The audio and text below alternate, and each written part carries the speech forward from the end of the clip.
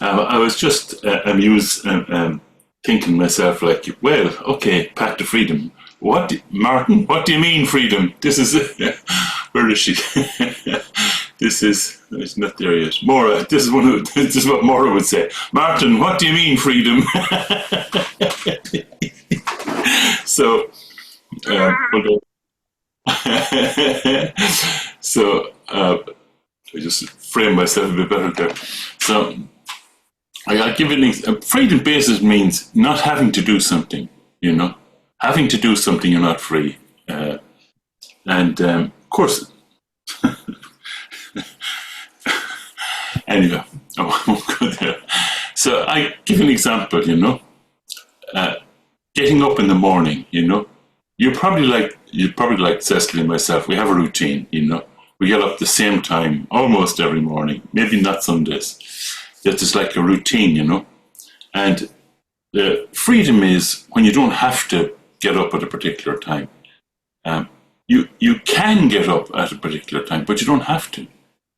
You can stay in bed, That's actually what freedom is. So not having to do something. You can choose to do it, but you don't have to do it. So if you can imagine, you've decided to stay in bed a little while longer and you're snoozing. And if you snooze anything like me, after a little bit, you start thinking about what comes into your mind. Do you notice that? I'm not unique, I guess, in that way. That you start reflecting on and engaging with what appears in your mind. But actually, I made a big discovery. You don't have to. You don't have to engage. You don't have to follow. You don't have to follow what comes into your mind. You can just rest. You can follow it if you want to, but you don't have to. So in the same way, as we're sitting here, you don't have to do anything,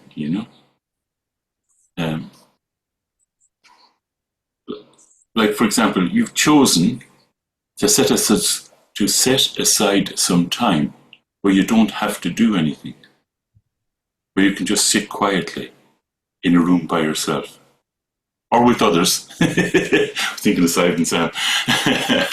You can sit quietly in a room by yourself. And you don't have to do something, So as you're sitting here, a thought comes. And you can engage with the thought, but you don't have to. Particularly when you're practicing meditation, you actually, just as you decided not to go around and clean the kitchen and so on, that you decided to set aside a little time just to sit here quietly and do nothing. In the same way, when the thought comes, you can actually make a decision at the start of your meditation practice that you won't engage with your thoughts. You won't follow after your thoughts. So you can, if you want to. So it's not that you're setting yourself up as some kind of puritanical kind of thoughts, Don't be bothering me, Like the example that comes to mind all the time is the dog is scratching at the door, Go and open the blooming door and let the dog in or out or whatever it was that he wanted to do, So, but you're kind of making a decision here to practice freedom from engagement with thoughts. You see, we have a normal routine. Our normal routine is whatever thought or what would you call it? Whatever appears in our mind. Normally we engage with it. But actually you don't have to. You decide to take a break with this routine of always being with your thought. Of always engaging. So, the question then becomes, The question then becomes, what do you do instead? Just like you're in the room, you're sitting down doing nothing, right? In the same way, what do you do if you don't engage with thoughts? Basically, you allow. You're just resting. You allow, you accept whatever is happening without engaging with it. Every time you become present, most of the time you will be engaged. It's like those toilets on the train, engaged. Most of the time you will be engaged, but every time you become present, allow, accept, and don't engage. Okay? Oh, I've gone on a bit long. Here, let's sit for a little while.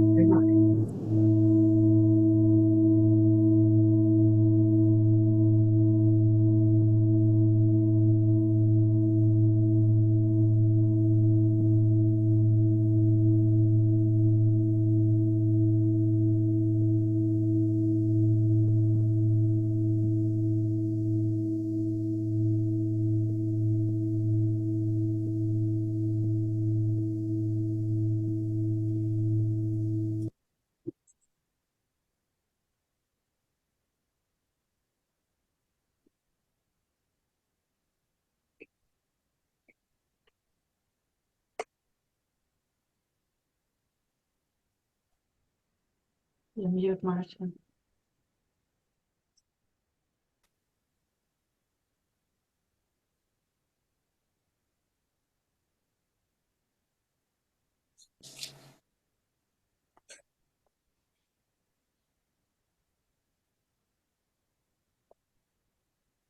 Just letting be,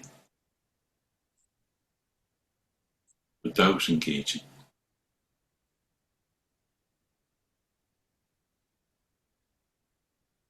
Not stopping the thought. Just letting it be.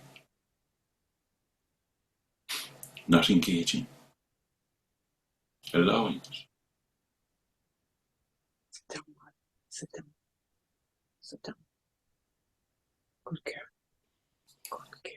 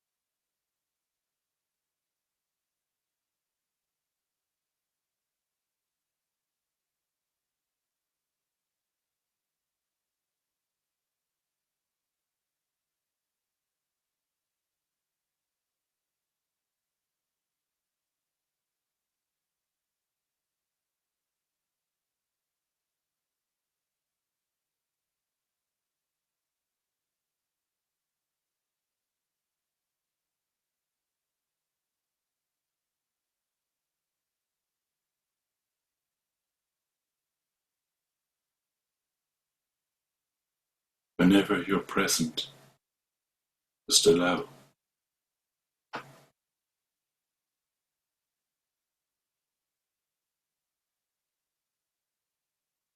Thoughts keep coming. Just allow. It's just about not engaging with them, allowing them to breathe.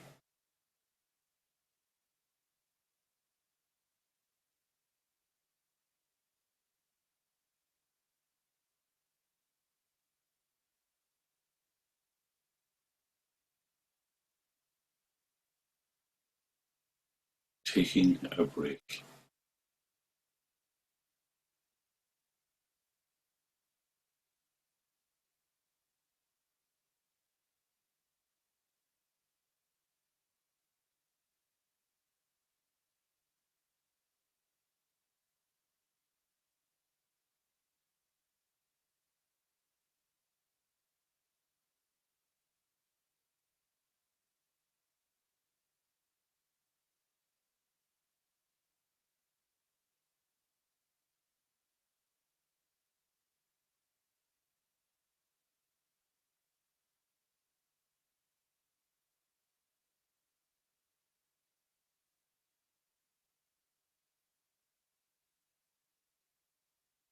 If you're struggling, just use the 2 breaths to break that.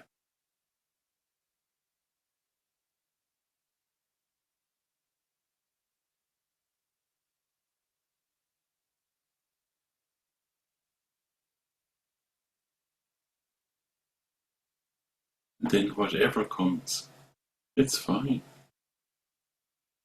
Just leave it. Leave it.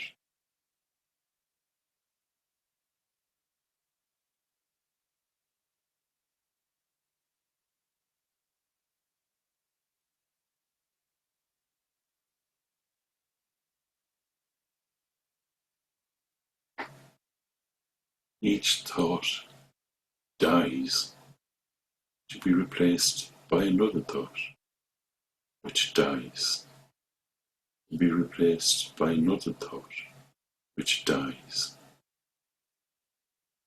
Not engaging.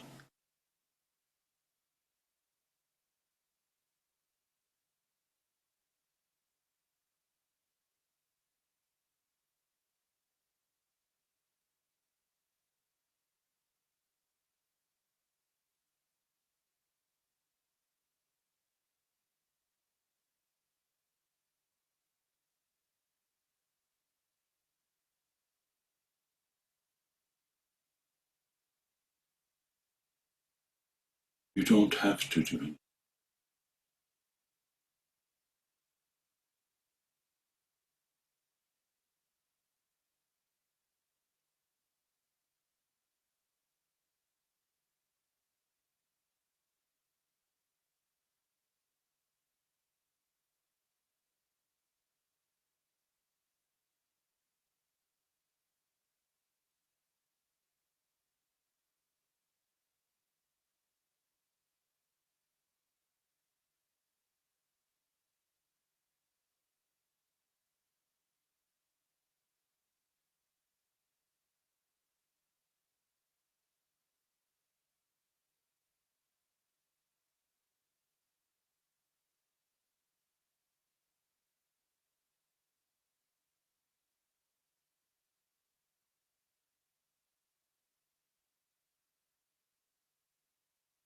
Don't engage is not so much an instruction as it is letting go, a loosening, a release.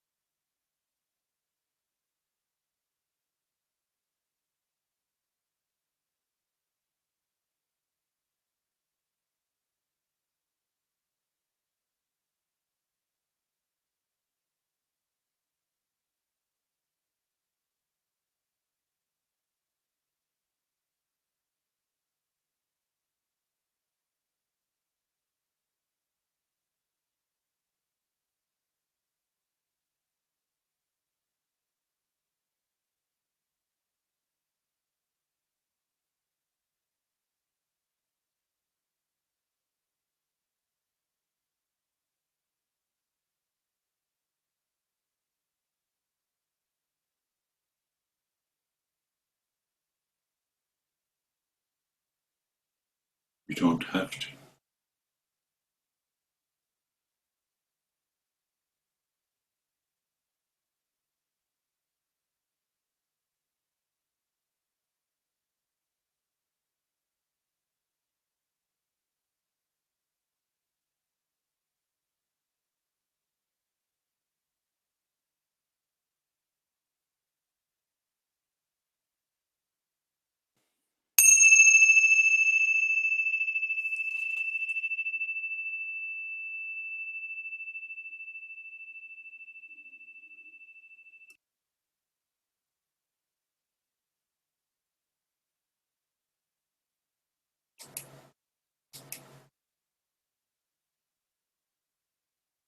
It's actually a very subtle point, this. It's very, very subtle. Because, like what I said at the end there, I think is very important. It's not like an instruction. It's not like this is what you do. Again, help me out here. But it's not something, this non-engagement is not something you do. It's a loosening.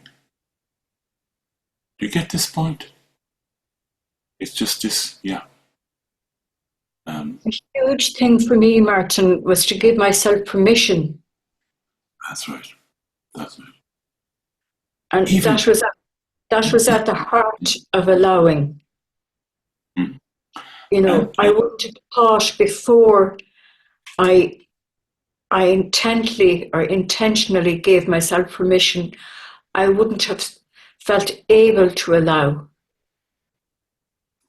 And being taught about letting go, Mingyur Rinpoche clarified that for me as well, because he said letting go, he said something about letting go, and he said letting be is kind of more open or something. I can't remember exactly what he said, but it was more that letting be was more like the allow rather than letting go. Do you know what I mean?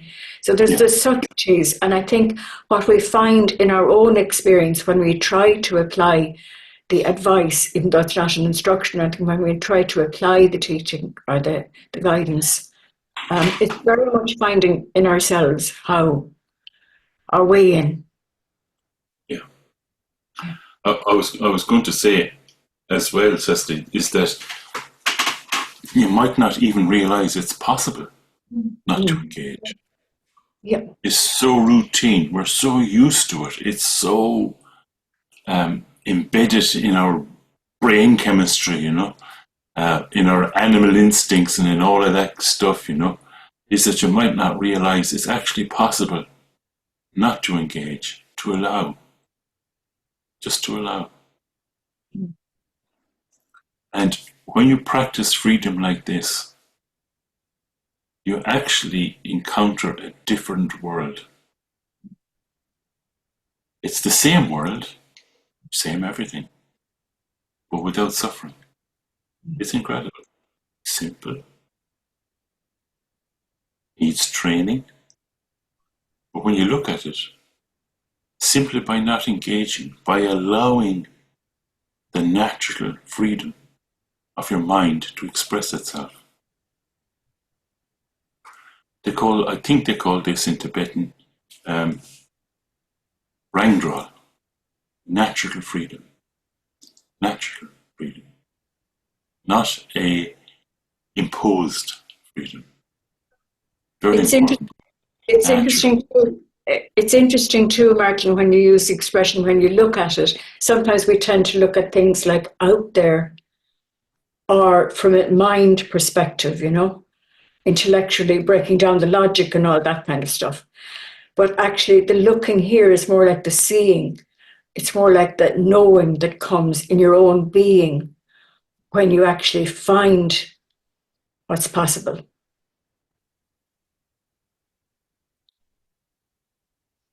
I didn't really follow that, but anyway, listen. People need to go and do shopping and things like that, so we'll make a little break at this point. We're not trying to look at something as an intellectual exercise or as saying this is. We're not saying this is a different way. Try it out. What we're saying is this is a way to find freedom, and you experience it in yourself. Like you experience the whole world being different.